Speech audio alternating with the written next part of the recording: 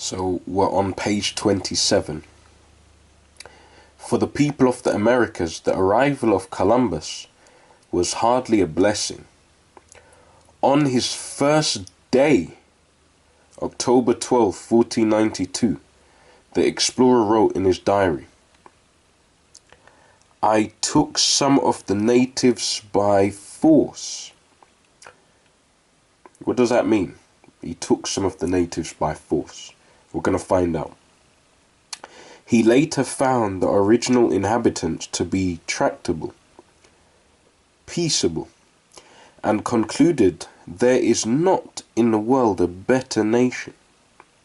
So what was this man saying? He was saying that these people were better than even his own. And it says, and concluded there is not in the world a better nation. His response as a European, right, as a white man, his response as a European was to say that the Indians must be made to work and adopt our ways. You see, so basically on his first day, he took the natives of the Americas, the natives of the what they call the Dominican Republic. He took them into slavery.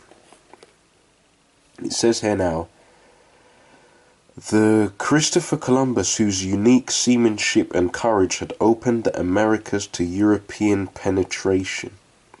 So basically he started this whole thing, right? And it says also began the transatlantic slave trade. So what a lot of people don't understand, and I'm going to get into it, the slavery started with the Indians first. Now I'm going to prove that. He started by shipping 10 chained Arawak men and women to Seville, Spain. In 1498, he wrote enthusiastically to King Ferdinand and Queen Isabella about the business possibilities. From here, in the name of the Blessed Trinity, we can send all the slaves that can be sold. When he loaded 1,100 Taino men and women aboard 4 Spanish ships, the crowding and the stormy Atlantic crossing took a fearful toll. Only 300 survived. So only 300 Indians survived. It says, but Columbus and Spain had decided to continue the profitable slave trade from the Americas. Seville became the slave capital of Spain. Right? You see, so that's some of the history. Now let me get into another part that I was into. Give me a second.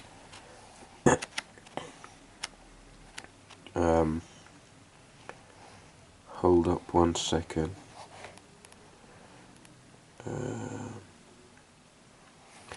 One second. Just looking for the information.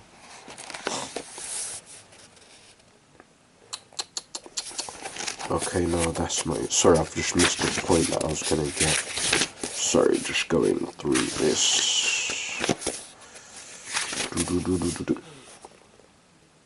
Okay.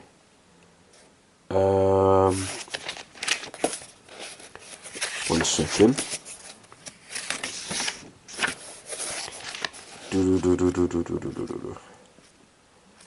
Sorry, just going through a few things. Okay.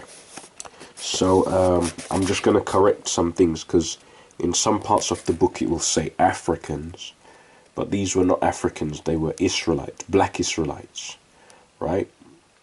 But, you know, I'll just get into certain parts. So it says here, we're on page, what is it, I think 69. It says, by the late 1837, the U.S. nose was tightening around the Seminole neck, right? These were the Seminole Indians of North America. It says, but the nation showed no willingness to surrender.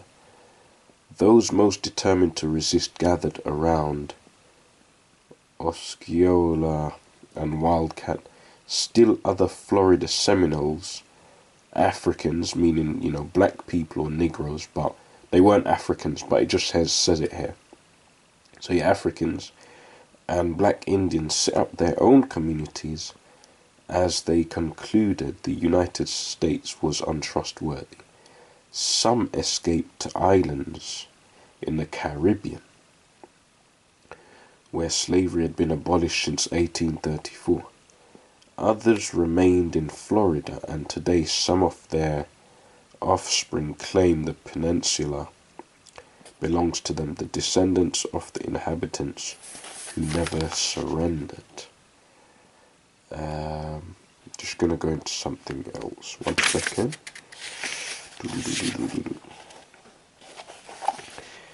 One second.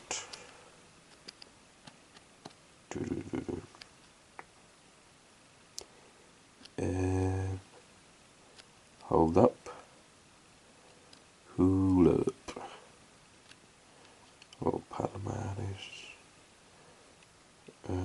Oh, where was this? Okay, yeah, I think it was page 37, maybe. Is this it here?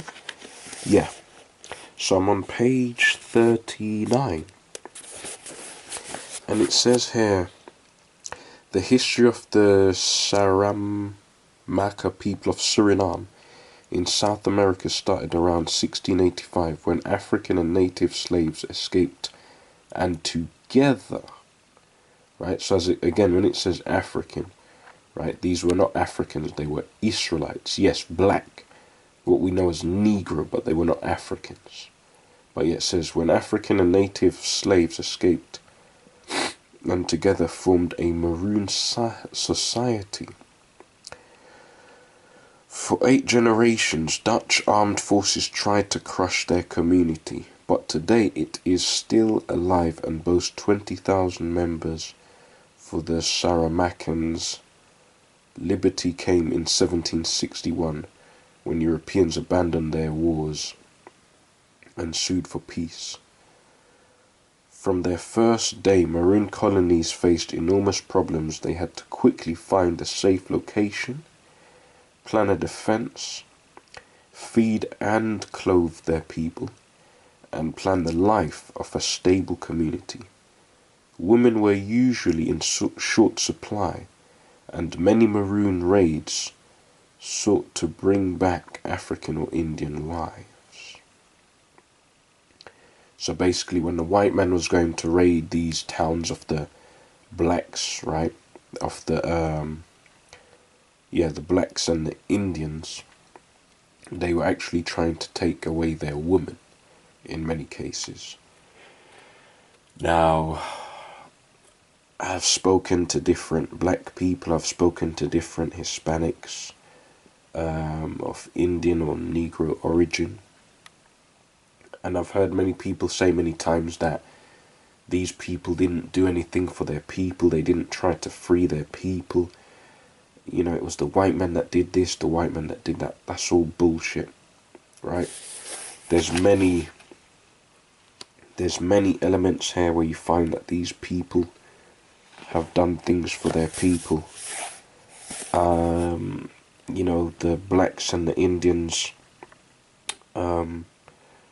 worked with each other quite peacefully from a lot of the historical elements I have here. For example, when we go here, page 36, it was in Mexico that Europeans tested their strongest effort to keep Africans, and that they're, right, just mean black people, because there is a difference between the Negro, who is an Israelite, and the African, right, apart from Native Americans. So basically the so-called Negroes and Native Americans, they're both Israelites, but that's another thing for another time. But it says, so basically, let me read it again. It was in Mexico that Europeans tested their strongest effort to keep Africans apart from Native Americans. Black men far outnumbered their women, and so sought Indian wives. So meaning that because there was a lot more of the black men than the women, they had to take Indian wives, right? Not meaning take by force, but they married them, right? It says here, a Native American wife meant if she was free. So it says if. So it shows that not all of them were free.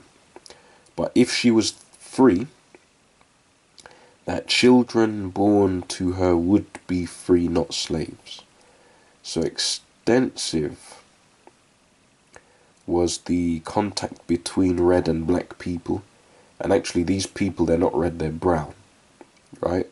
So that needs to be corrected too.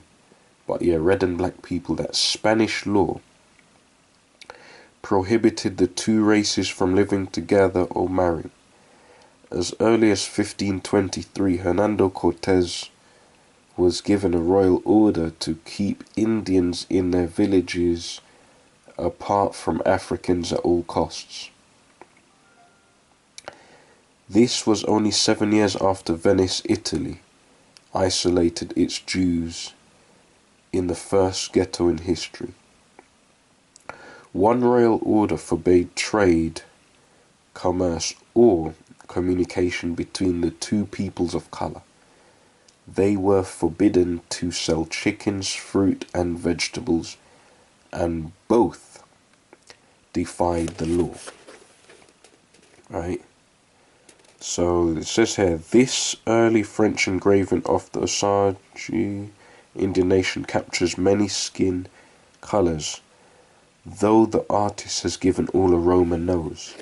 Right?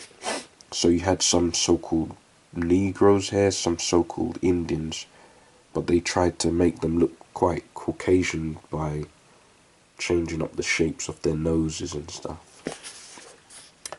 So, yeah, basically, just want to clarify a few things that when I hear a lot of black people, I hear a lot of Hispanic people saying that their people never did anything for them, never tried to free them.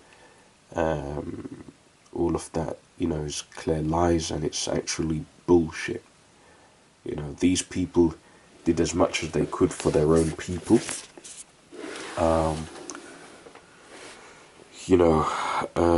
These people formed communities together, had certain separated lands, in some cases even defeated some of these armies at certain points. At other points they were taken down. So a lot of the propaganda that has been spread is absolute bullshit, right?